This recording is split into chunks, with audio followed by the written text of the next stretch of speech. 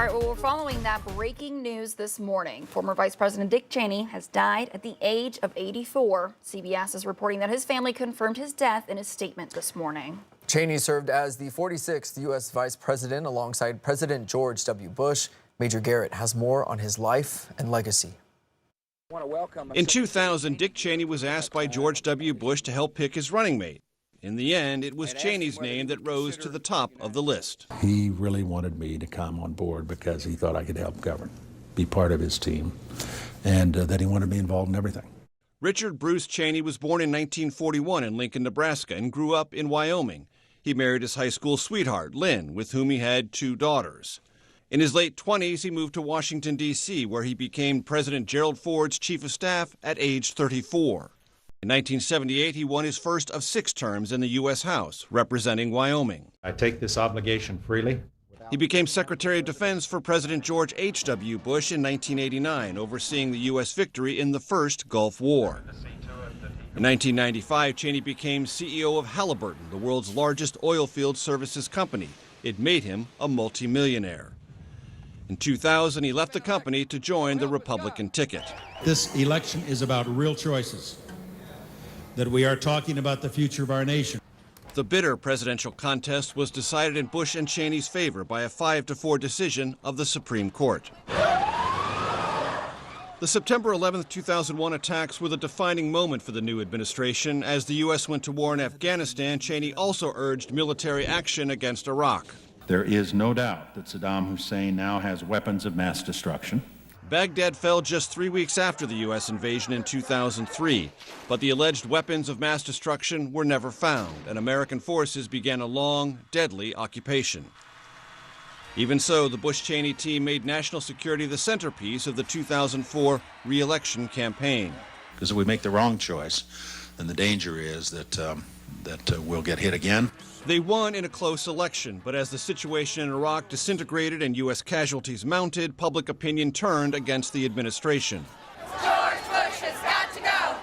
Cheney suffered multiple heart attacks, his first at age 37. He received a new heart in 2012. You wake up every morning with a smile on your face because you've got a new day you never expected to have.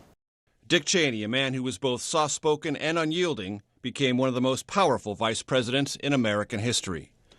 Major Garrett, CBS News, Washington.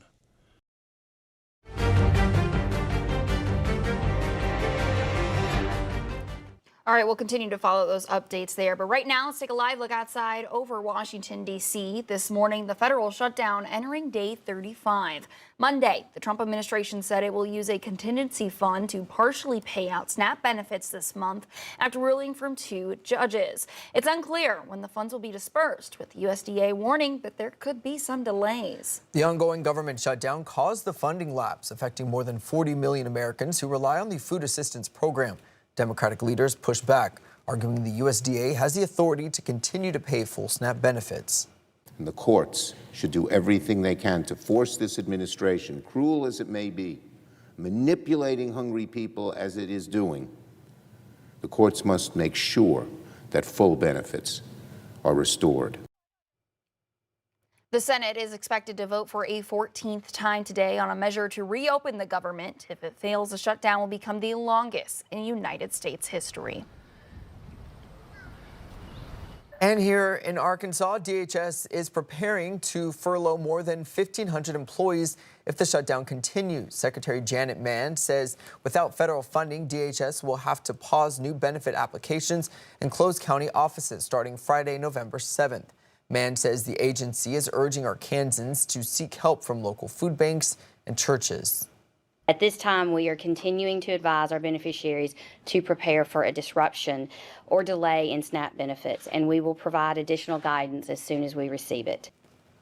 Reports show more than 220,000 people in Arkansas rely on SNAP each month. And it's election day for millions of Americans as voters across the country head to the polls in key local and state races. Yeah, all eyes this morning are on New York, New Jersey, Virginia, and California, as those results could signal political trends ahead of 2026. In New York City, voters are heading to the polls in a closely watched mayor's race with attention on the major Democratic and Republican candidates. Key governor races are underway in New Jersey and Virginia. Californians are voting on a ballot measure to redraw congressional districts, all of which could have a big impact on the political landscape ahead of the 2026 midterms. Arkansas candidates are now officially filing for next year's primary election set for March 3rd.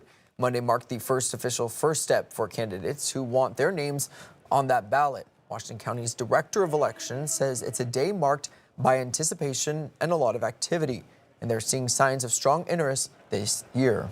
Of course, we won't know anything till officially after filing ends, but definitely we have seen interest, in a lot of local races at the state level as well. And so we're actually, for a couple of offices where you have an incumbent, we're seeing that incumbent have a primary opponent.